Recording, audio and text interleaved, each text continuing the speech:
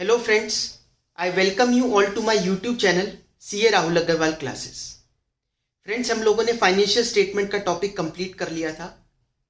आज की क्लास में नेक्स्ट टॉपिक स्टार्ट करते हैं, डेप्रीसिएशन। ये भी बहुत सिंपल चैप्टर है।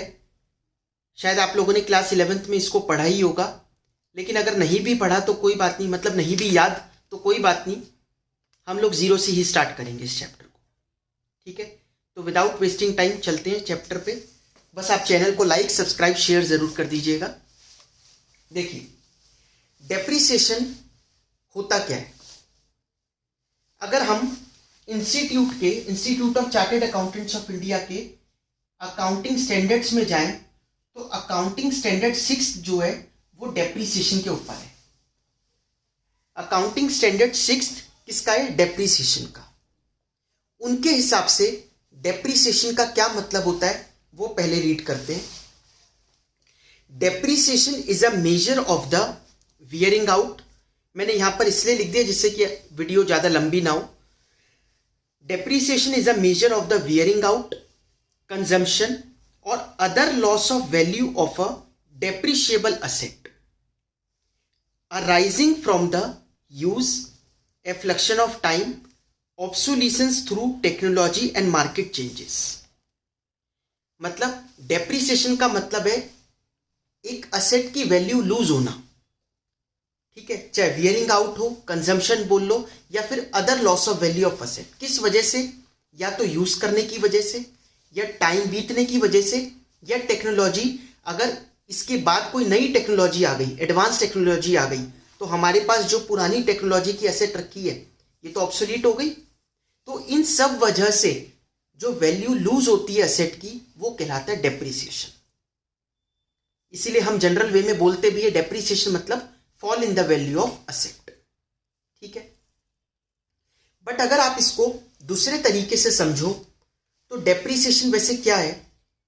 डेप्रीसिएशन एक सिस्टमैटिक एलोकेशन है असेट की कॉस्ट की ओवर इट्स लाइफ। आप समझ रहे हो बात को? जैसे अगर हमने असेट मशीन खरीदी 1 लाख रुपए की और हमें पता है, हमने एक एस्टिमेट लगाया लाइफ इसकी 5 इयर्स की है, तो हम क्या करते हैं? हम इस 1 लाख रुपए की कॉस्ट को 5 सालों में स्प्रेड कर देते हैं। 5 सालों में इस मशीन की कॉस्ट को स्प्रेड कर देते हैं और उसको नाम दे देते हैं डेप्रीसिएशन, कि डेप्रीशिएट हो रही है। जैसे अगर हम स्ट्रेट लाइन मेथड पे चले, कोई अभी मैं मेथड्स बताऊंगा अभी आपको, किसी को नहीं भी पता तो अगर मेथड पे चले तो 5 के हिसाब से 20-20 हजार रुपए हम हर साल डेप्रीशिएट करते हैं। 20-20 हजार रुपए हम राइट ऑफ करते रहते हैं वैल्यू। इसका मतलब 20-20 हजार रुपए हम प्रॉफिट एंड लॉस में लेके जा रहे हैं अपने। तो भाई जब मशीन 5 साल चल रही है हमारी, तो हमने P&L में जो खर्चा लिखा, मशीन को एक बार में हमने एक्सपेंस में नहीं लिख दिया, 20,000 करके 5 सालों तक लेके गए। क्यों? क्योंकि जब हम उस मशीन को 5 सालों में यूज कर रहे हैं, उसका फायदा 5 साल तक ले रहे हैं, तो मैचिंग कंसेप्ट के हिसाब से उससे मिलने वाला, जब इनकम हमने 5 सालों में ली तो उससे होने वाले खर्चे भी 5 सालों में स्प्रेड कर दिए। तो depreciation is systematic allocation of cost of asset over it's life. ऐसे भी हम लोग इसको समझ सकते हैं। समझ में आया आप लोगों को डेप्रीसिएशन का एक बेसिक मतलब? अब डेप्रीसिएशन कैलकुलेट करने के बहुत सारे तरीके हो सकते हैं। ठीक है, लेकिन जनरली 2 मेथड्स चलते हैं, एक SLM, एक WDV। तो हम लोग उसको डिस्कस करते हैं। हम एग्जाम ओरिएंटेड तरीके से चलेंगे तो उन दोनों मेथड्स, वही दोनों मेथड्स काम आएंगे। देखिए, पहला मेथड है straight line method. Straight line method को, ये हो गया SLM straight line method, next हो गया WDV। ये 2 मेथड्स डेप्रीसिएशन के हम लोग डिस्कस करेंगे। SLM means straight line method, it is also called fixed instalment method. इसका नाम फिक्स्ड इंस्टॉलमेंट मेथड भी है, स्ट्रेट लाइन मेथड भी बोलते हैं हम लोग। दूसरा मेथड कौन सा है? WDV, मतलब रिटर्न डाउन वैल्यू मेथड। इसको हम लोग, it is also called reducing balance method और डिमिनिशिंग बैलेंस मेथड। इसको रिड्यूसिंग बैलेंस मेथड भी बोलते हैं, डिमिनिशिंग बैलेंस मेथड भी बोलते हैं। क्या फर्क है दोनों में वो अब आपको समझ में आएगा। देखो एक एग्जाम्पल मैंने यहां पर दिया है, मशीन की कॉस्ट है ₹1,00,000, डेप्रीसिएशन 10% पर एनम है। अगर हमें स्ट्रेट लाइन मेथड से डेप्रीसिएशन लगाना हो तो कैसे लगेगा, देखिए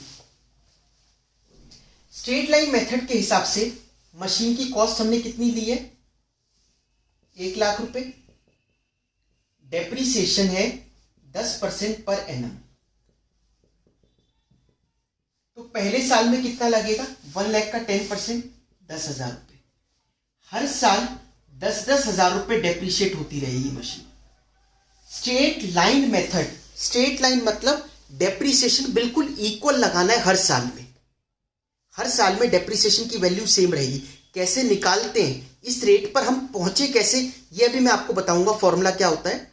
लेकिन अभी मैंने बताया कि डिफरेंस बताना था कि इसमें और इसमें क्या डिफरेंस होता है।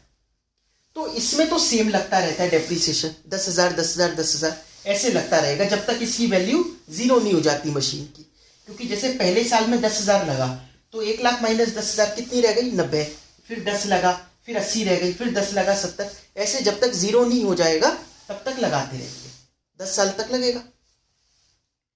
लेकिन इस वाले मेथड में अगर मशीन की कॉस्ट यहां पर भी हम लोग 1,00,000 रुपए ले लें, डेप्रीसिएशन का रेट 10% पर एनम है, तो इसमें क्या होता है, फर्स्ट ईयर में तो वही 10,000 रुपए लग गया। अब सेकेंड ईयर में क्या होगा, 1,00,000 की मशीन पर 10,000 रुपए आपने डेप्रीशिएट करा, वैल्यू कितनी रह गई, 90,000। अब उस 90,000 पर डेप्रीसिएशन लगाओ 10% का, कितना लगेगा, 9,000 रुपए।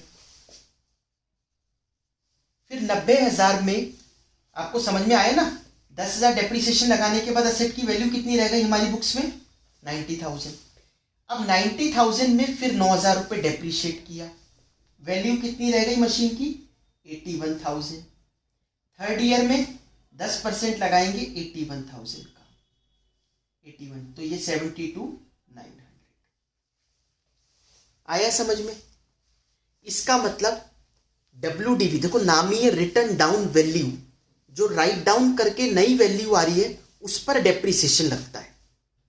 और नाम देखो ऐसे ही रखेगा ना, रिड्यूसिंग बैलेंस मेथड इसका दूसरा नाम, डिमिनिशिंग बैलेंस मेथड। सब में मतलब वैल्यू नई वाली जो आती है, डिमिनिश होकर जो वैल्यू आ रही है उस पर डेप्रीसिएशन लगाते हैं WDV मेथड। इसमें सेम वैल्यू पर ओरिजिनल कॉस्ट पे एक बार निकाल लिया, बस हर बार उस पर लिखते रहो डेप्रीसिएशन। इसमें हर बार नई वैल्यू पर डेप्रीसिएशन लगता रहेगा।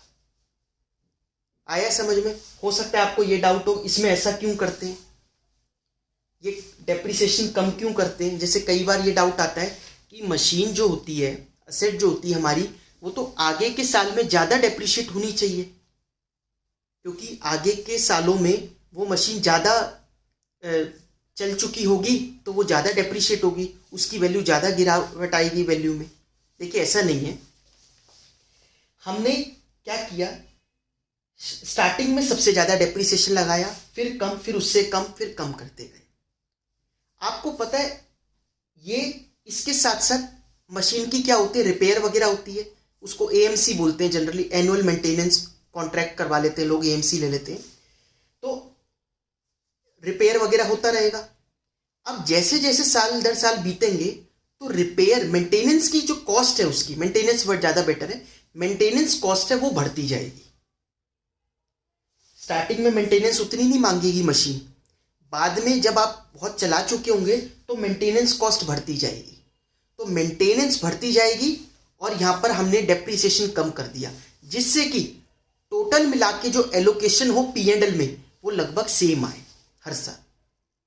ठीक है, तो ये और किसको कंसीडर करके चलता है, मेंटेनेंस को, कि आगे वाले सालों में मेंटेनेंस कॉस्ट बढ़ने वाली है तो चलो कम से कम डेप्रीसिएशन की वैल्यू कम लिखी जाए। आया समझ में आपको ये मतलब बेसिक डिफरेंस इसके बीच में। अब इसका एक फॉर्मूला होता है, अब आप पूछोगे कि 10% पर हम पहुंचे कैसे, ये 10% क्वेश्चन में दे रखा होता है, लेकिन वो कैसे निकालते हैं। तो इसका फॉर्मूला है, SLM मेथड का फॉर्मूला है original cost minus residual value. Residual मतलब जब इसका कबाड़ा बच जाएगा पूरी लाइफ बीतने के बाद। जितनी भी इसकी लाइफ है मशीन की, उसके बाद जो इसका स्क्रैप बच जाएगा, वो स्क्रैप एस्टिमेटेड क्या है कि कितने में बिकेगा।